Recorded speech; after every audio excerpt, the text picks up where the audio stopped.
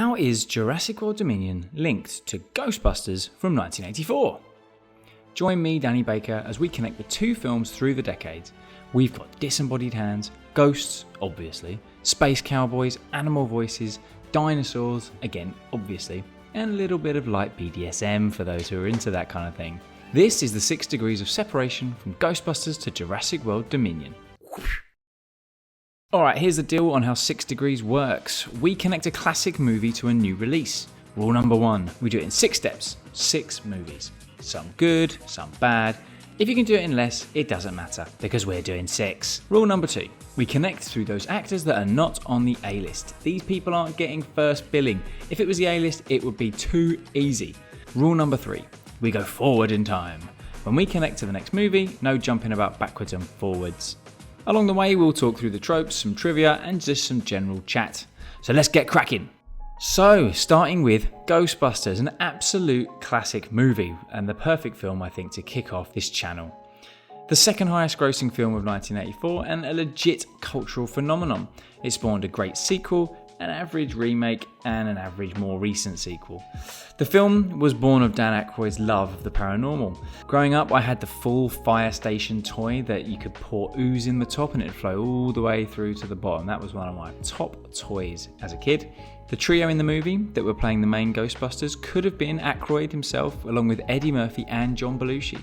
But Murphy turned it down and Belushi sadly passed away. So Aykroyd got the legendary Bill Murray involved through his work with him on Saturday Night Live, which turned out pretty good. It was originally going to be much bigger. It was going to be set in space with intergalactic Ghostbusters, but the late great director Ivan Reitman was on board and he got Aykroyd to tone it down so they could actually afford it on their budget. They changed it to make it so that the Ghostbusters were more like kind of pest control. And funnily enough, Ray Parker Jr. got his famous song line, "Who You Gonna Call?" from a drain cleaning commercial that he saw on TV. Now there's some genuinely freaky moments in the movie considering it is a comedy.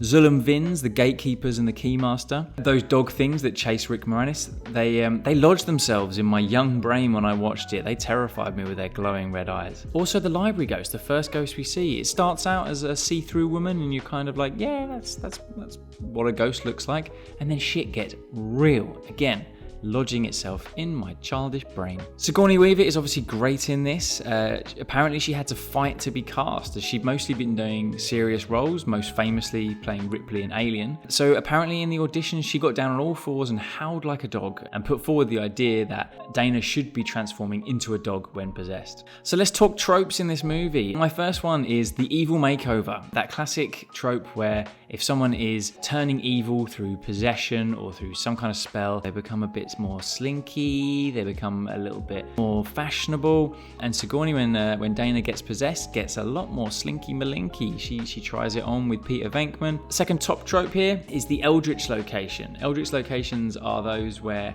you get a glimpse into another world through a portal or a door. This happens here where you see clouds, it's dark and swirly and very confusing.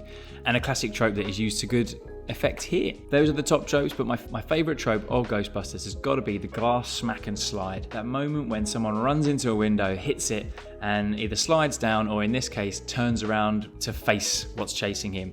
So Lewis, again played by the excellent Rick Moranis, chased by the keymaster Vins into the window of a restaurant and then slides down screaming.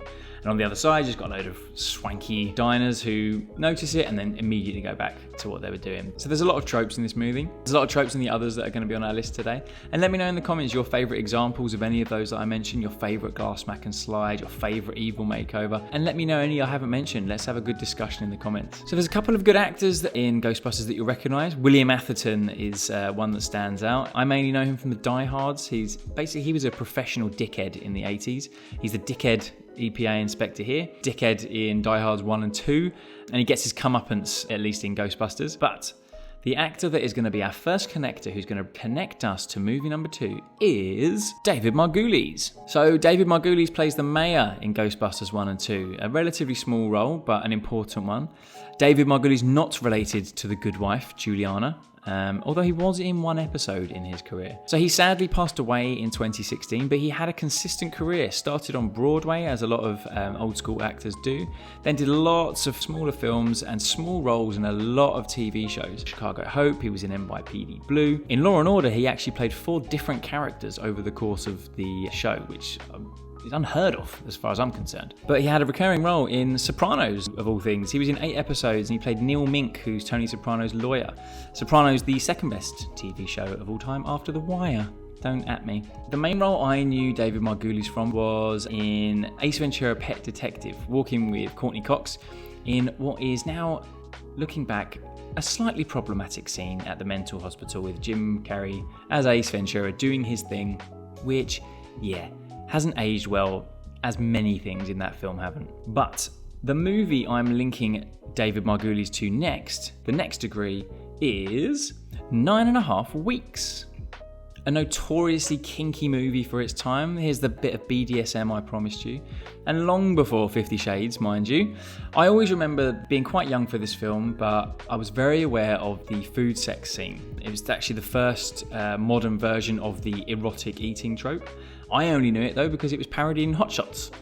This film features Mickey Rourke in his prime when he was a bit of a heartthrob. Obviously had his big comeback in The Wrestler a few years back. An interesting fact, that apartment in this is the same apartment they filmed in Fatal Attraction, both of which films were directed by Adrian Lyne, who bloody loves an erotic movie. He obviously did 9.5 Weeks, Fatal Attraction, Indecent Proposal, Lolita, Flashdance, and Jacob's Ladder, although that last one, probably him trying to do something different. But he came back to what he knows with Deep Water this year in 2022. That is apparently meh. Erotic thrillers, erotic movies, I think they were a product of the era, the 80s and the 90s. In general, movies don't tend to stop their entire action film plot for a gratuitous sex scene, which I think is only a good thing. I feel bad for Kim Basinger in this movie. She says it was tough, and you can see why. What she goes through as an actor is bloody hard. Adrian Lyne wouldn't let them talk outside of scenes. He wanted to maintain that element of them not really knowing each other. And some of the improv, Mickey Rourke was grabbing her arm in certain scenes, and he did that quite hard. It was tough for her. I imagine she preferred the role that is probably my favourite of hers, the hard-hitting role of Honey Hornet in Wayne's World 2. Probably a bit of an easier ride for her. So top tropes in 9.5 Weeks. Bookending your film with a similar scene. So this film starts and ends with her walking. The second trope that I love in this one is having sex after a near-death experience. I'm so glad that I'm alive that I must have sex. And that happens in this movie after a homophobic attack and leads to a pretty famous sex scene in an alley in the rain. Very sexy, and nothing sexier than when you've just survived an attack or near death. But my favourite trope, going back to what we talked about earlier, the favourite trope of this movie has got to be erotic eating. It's the first one, and solely for the fact that Hot Shots parried it so well. Now, a very small role in 9.5 Weeks is that of Thea, who basically you see at a party, she's really good at putting spoons on her nose. And she's played by a very familiar face, who is our next connector. And that actor is Christine Baranski. So Christine Baranski is one of those people that you definitely recognise. Probably one of the most famous people on this episode. And she's a proper actor. Started on Broadway again, darling. And then she moved into TV, and she did a lot of TV. She won an Emmy for her work on Sybil back in the day. That was early on. But her big TV roles since then have been in The Good Wife, second mention today. And then she had more of a central role in the follow-up show, The Good Fight. But she's done so much. She's been in Third Rock from the Sun, she was in Frasier, Big Bang Theory, Ugly Betty, more recently Young Sheldon. Christine has not struggled for work, and she's been in some of the biggest comedy shows of all time. Film-wise, again, she's been in so many. She was in The Birdcage, she was in How the Grinch Stole Christmas, Chicago, or Chicago. She got a lot of recognition for her work in the Mamma Mia films, obviously showing her triple threat ability of acting, singing, dancing. She was Cinderella's stepmother in Into the Woods, she's been in Cruel Intentions, both in Controls. Lots of classic films, very recognisable. So tell me in the comments what I've missed, your favourite Christine Baranski role. If I picture her in my head in playing a role, she's a upper class, kind of hoity-toity woman, reacting to the shenanigans of someone who's a bit more uncouth. But apparently that's not really like her. Apparently she can get quite rowdy when watching American football. Alright, so 9.5 Weeks is extremely 80s. And the next movie, linked through our Christine, is very, very 90s. And that movie is... The Addams Family Values, sequel to The Addams Family. So in my opinion, this is a funnier film, although the box office was less than the original, but it's definitely more comedic. Directed by Barry Sonnenfeld, who was a 90s stalwart, did both Addams Family films, did Men in Black, did Get Shorty, and then, he did Wild Wild West, which is a shame. But in this movie, Christine had an earliest role in her career. She plays a camp counselor alongside the always excellent Peter MacNicol, who I know is going to feature in one of these shows. And the film revolves around the nanny that Gomez and Morticia hire to look after baby Pubert, an excellent name. But, she's a serial killer and she shacks up with Uncle Fester with hilarious results. And it's a great role for Joan Cusack. She gets to be her amazing, quirky self. And just generally great casting in these Addams Family films. Morticia, played by Angelica Houston, is amazing, perfectly cast. What I love is she's always lit across her eyes. It's genius. Regardless of what the lighting is in the rest of the scene, she's just got the lighting across her eyes, and I bloody love it. The late, great Raul Julia plays Gomez.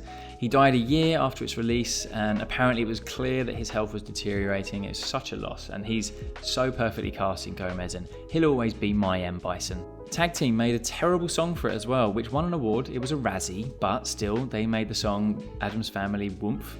As a youngster watching this, I used to be freaked out by the idea of this family who would just try and kill each other. They would talk openly about torture and killing in these kind of slapsticky comedy film, and it just baffled me, as did Thing. How did Thing work? There was no blood, there was no bone poking out, I love the fact that it was just never explained. He's just Thing. So there's lots of good tropes in this one. Baby Pubert ends up inadvertently just being an absolute badass and helping save the day. You've got the Black Widow trope, obviously, with Debbie. You've got a perfect trope for this one with someone getting freaked out by very normal stuff, where the Addamses are at the police station and they're horrified by the idea of Uncle Fester driving a Buick. I believe they own Gomez, no. a Buick! A very well-known trope, and a very well-known trope by its name, hoisted by their own petard, which apparently comes from a petard being basically an old-school bomb. And if you're hoisted by your own petard, it's where you've set the bomb off before you could get rid of it. And yeah, Debbie gets electrocuted, and that was her plan, to electrocute the Addamses. Another trope here is Camp Chippewa, where Christine and Peter work. I love the idea of it being super fun and happy on the top, but when you see Peter MacNicol's character just smacking the kids as they're trying to get the dance right, I love that underbelly of aggression. And my favourite trope in the Addams Family Values, though, is that classic threat when a bad guy threatens someone, and to add an extra element of evil to the threat, they threaten their little sidekick as well. And in this one, the line is, I'll get you and your little hand too! I absolutely love that. So Christina Ricci is perfectly cast as Wednesday. Such a weird name, Wednesday, for a character. But then we've got Pubert in here as well. And at camp, she meets a boy who falls for her called Joel Glicker. Joel Glicker's dad is played by director Barry Sonnenfeld in a brief scene at the start. This boy is played by our next connector, and that is David Krumholtz. He's the perfect actor for 6 Degrees because you definitely recognise him. Addams Family Values was only his third acting gig, but he's currently on 124 credits overall as an actor, which is a lot. So Addams Family Values was followed by The Santa Claus, which is definitely where I knew him from first, playing Bernard the elf. But both of these were after a brief stint on Broadway with Jason Biggs, no less, from American Pie. David dabbled in TV. He then had a serious role in The Ice Storm. But then I think for me his most recognisable role was 10 Things I Hate About You, the classic retelling of The Taming of the Shrew with Joseph Gordon-Levitt and the late Heath Ledger, and Alex Mack herself, Larissa Oleynik. I was a big fan of her when I was growing up. But David's career was mostly small parts in movies. He was in Harold and Kumar movies, he was in Superbad, Walk Hard, Tenacious D, I Love You Man, lots of great comedies. And then he got a recurring role on the TV show Numbers, where he solved crimes with maths. I'm clearly not a fan. If you are a fan of Numbers, I think he got a lot of recognition for this. Please do mention it in the comments. TV is then where he's kind of focused on, apart from some very small roles in This Is the End. Cross! I got you, buddy. You're gonna hold my weight, all of it. Okay, come on. You can hold on to my full weight. I can do it. That little scene I just absolutely love. But what is missed? A key role that he played in a classic 2000s movie. We are at Serenity, the space western from Joss Whedon. David here plays Mr. Universe, a hacker in the film who has a very crucial role at the end and also has a bit of a thing for sex robots. Before we get into the movie, I'm not going to talk about Joss Whedon. He's done some great TV shows and movies, but there has been a lot of stuff about him, which is not good at all.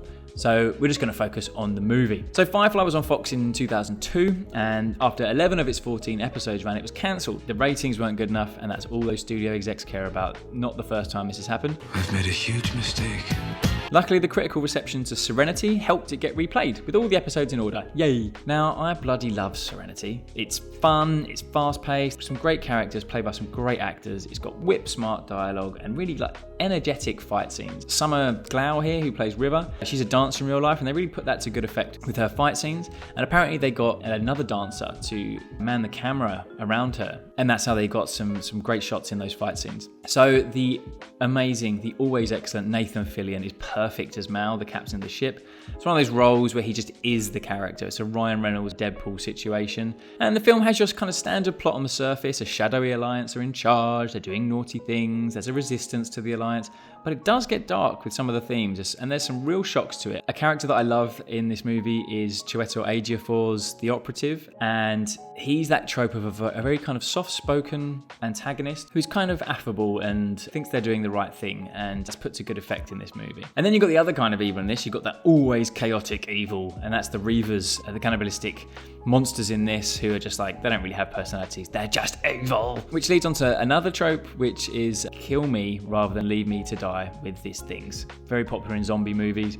And yeah, these bloody Reavers, they like to eat people alive apparently. So you got a scene where Mal kills someone rather than let them be eaten by the Reavers. And you got a classic heist movie trope where you've robbed someone and the guard has kind of let you go through, but to make it look like it was a struggle, you got to shoot them. And that, I love those conversations where it's like, where am I going to shoot you that's going to be believable and not cause too much pain? My favourite trope though of this is a double header. It's a triple header actually. There's three tropes. It's that point in the film where it's kind of like all is lost, everyone's injured, people are dying, they're trapped somewhere, and it's like we're done for. And then you got the second trope, which is the heroic sacrifice. You got someone going, no, I'm going to save us, and this is River for her brother. And then you got the kind of, right, I'm stopping you, you're not going to pass. And it's this excellent scene with River diving through and taking on the Reavers that are about to get in and kill our main crew. And then you think she's done for until the door opens and she's just standing on a pile of bodies with blood dripping off her blades. So I said, yeah, there's some great characters in this movie. Some of whom are from the TV show, some that are new or replaced. You've got Gina Torres, who plays Zoe, but her husband is Wash, and the pilot of the ship, and he's played excellently here. He's got some great lines. I love when he's talking about being, I'm a leaf on the wind. I'm a leaf on the wind. Watch how I soar. If anyone says that to me, it hits me in the feels. But I haven't mentioned his name yet, because this is our next connector, the one and only Alan Tudyk, who is very recognisable. He's not headlining any films. So I first knew him in A Knight's Tale, which is a great movie. He plays Wat, and he's got a very good English accent in it, so much so that even as an English person, I doubted whether he was English or American. And then he was obviously in Dodgeball, playing the most ridiculous character, Steve the Pirate. Apparently he was in Patch Addams, which I haven't seen, but apparently is one of Robin Williams' bad films because he hasn't got a beard. And he was in 28 Days with Sandy Bullock and Viggo Mortensen. It was Firefly early on that cemented him in a lot of people's hearts. And he also started early on with voice work. He twigged on early that it's a sweet gig doing voice work. So he was in Ice Age, he did a voice in iRobot, and then he's been in lots of big films in small parts, either acting or doing voice work. He was in 3:10 to Yuma, Knocked Up. He had a lead role in Tucker and Dale vs. Evil, Transformers Dark of the Moon, Wreck-It Ralph 42, Frozen, Big Hero 6, Maze Runner, Scorched Trials. He was a villager and a chicken called Hey Hey in Moana. K2SO in Rogue One, and he was in Deadpool 2 with an unrecognisable Matt Damon. So he's done loads, and he's also done loads of TV, but I've just listed a load of films, and I'm not going to list all the TV shows. My personal favourite is 100% his role as Anne Veal's dad, Pastor Veal, in Arrested Development. That is something to celebrate. Can we open up some sparkling apple cider? No. Oh, did you want us to go down to the liquor store and get you some liquor? I will never not mention that show if I can. Talking about Firefly being cancelled because of bad scheduling and things like that, that's Arrested Development, the best comedy of all time, seasons 1 to 3. But like I said, lots of voice work from Alan, and the most recent that he's done is our penultimate film, Raya and the Last Dragon. So Tudyk in this plays Tuk Tuk, which is the giant armadillo thing that Raya rides around. Interestingly, only created as they needed a way for her to get around this land. Also a great example of a non-human sidekick trope. Very nice, cute sidekick that doesn't really talk much, but in a land where the protagonist isn't talking too much, it's a nice sounding board and sounds like they're not talking to themselves. Alan loves an animal voice. He's also the toucan in Encanto, as well as the ones I mentioned before. But Raya and the Last Dragon is a top-notch movie. It's got great fight scenes, it's got great voice acting. I do wish some of the supporting characters were developed a bit more, like the kid Boone. I feel like he had all these kind of traits that didn't really go anywhere. It could have been fleshed out a little bit more. You've got Awkwafina there doing her Awkwafina thing, which is legitimately very funny. I just get wound up by the fact that she keeps calling herself Awkwafina. Can we not just use a normal name? Even The Rock calls himself Dwayne Johnson right now, but fair play, Awkwafina, you're smashing it. So I thought it had decent representation in it. So I thought it's a film set in largely Asian culture, in a version of it. And so I thought, great, they're using Asian actors to do the voice cast. But then I did a bit of research, and I see that the film doesn't have much in terms of Southeast Asian representation, which is clearly where the kind of fake tribes, they're representing countries that are Southeast Asia. Outside of Kelly Marie Tran, who's amazing and really good voice actor, and Isaac Wang and Talia Tran, they've just gone for Asian, which is a shame. I feel like you could have gone the whole hog. You could have put the extra effort in. However, I do love the female representation in this. It definitely passes the Bechdel test. The two main characters in it are females, and they're badasses. The fight scenes in this is legit really good choreography. They're not hamstrung by physical things like a camera. As a fight scene fan, I very much love this, and I loved introducing my son to it. A couple of Marvel voices in here. You've got Benedict Wong, who plays Wong, obviously, now the Sorcerer Supreme. And then you've got Gemma Chan, who's randomly two Marvel characters, Minerva in Captain Marvel, and then they gave her a second chance with Cersei in The Eternals. So the top tropes in this, there's a great trope of getting to a point, a bit of treasure, and an old school version of a laser hallway. And when I say laser hallway, what do you think of first? Catherine Zeta-Jones in Entrapment.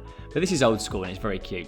But my favourite trope in this one has to be when a character is coming up with a plan for something, and the way they show it is everything's happy, everything works perfectly, smash cut to, no, that's not going to work. Done very well here when Sisu comes up with a plan to give Namari a gift, done to excellent effect in Shaun of the Dead, one of my favourite films ever. Go to the Winchester, have a nice cold pint, and wait for all this to blow over. How's that for a slice of fried gold?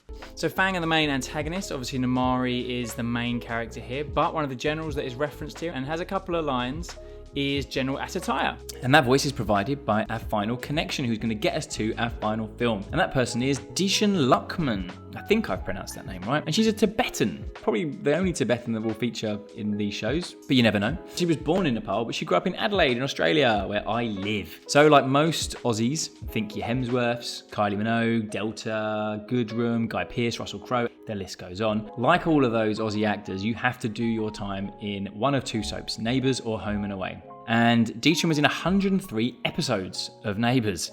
She did her time there. So she's not done many films so far. Most recently, it was TV. She had a recurring role in Dollhouse, another Joss Whedon joint. She's had roles in your standards, Hawaii Five-0, NCIS, CSI. She was actually in Agents of S.H.I.E.L.D. for a bit as well. And the Animal Kingdom TV show, which I haven't seen, but I love the movie. Again, representing Australia. For me though, I mainly know her from Severance. A very strange role in that first series, which is really fucking good. Directed by Ben Stiller. Potentially her role's gonna be bigger in the second one. I'm not gonna give any spoilers away. It's obviously very recent, and she's got a very distinctive look which really works for sci-fi. But her biggest movie to date, and you never know, it could be one of her biggest ever, is our final movie, Jurassic World Dominion. We have arrived. So Jurassic World Dominion, the original cast is returning, including my favourite Jeff Goldblum. He's obviously the best. Everything he does is just chef's kiss. And Dichen plays Soyona Santos, who heads up this kind of dinosaur smuggling racket. And look, to be honest, the movie is not good. I think it's been on a steady downward spiral since the first one, but yeah, none of them have compared to the magic of the first one. There are some cool moments. There's the Quetzalcoatlus attack. I like the justice of what happens to Dr. Dodgson after we last saw him, which was dealing with Dennis Nedry. Dodgson, we've got Dodgson here! But generally the films have all just got a bit stale. They're dealing with made-up dinosaurs. They actually make a joke about it in this movie. And it's got a bit too out there with cloning and all that stuff. And this one mostly revolves around the threat of locusts rather than focus on the dinosaurs. And yeah, it's just not good. A classic trope in this is someone having a ridiculous ability to aim in a situation where it's just not going to be possible. So Soyona is able to put a laser dot on the back of Owen, holding it behind her head, aiming it at the corner of her eye, while Owen is on a moving motorcycle. That's not going to happen unless she's got some training that we have not been made aware of. Another trope that I like in this one is that classic thing of your big bad from your original movie is no longer the big bad anymore. So T-Rex ain't the big dog. That's been steadily happening over the series with the made-up dinosaurs, the Spinosaurus, but T-Rex always comes back and delivers the goods because he's the OG of big scary dinosaurs. But my favourite trope, I think, in a film that I'm not a big fan of is the classic just look, who's the real monster here? It's not the dinosaurs, they're noble beasts, it's humans. I will, of course, be touching on the most violent and destructive animal on the planet. The giant gorilla, ladies and gentlemen. Oh. And so that is it. This is the inaugural 6 degrees. We've got from Ghostbusters to Jurassic World Dominion in 6 steps, 6 movies with 5 connectors. We've had some laughs, and I've probably missed so much that I need you to tell me about in the comments. So remember, if you like what you saw, you've got to tell YouTube, and I'll keep these videos coming. So subscribe and get notified of a new video. I promise it's not going to be that often. I'm a busy man. But anyway, this has been 6 degrees, and I will see you later.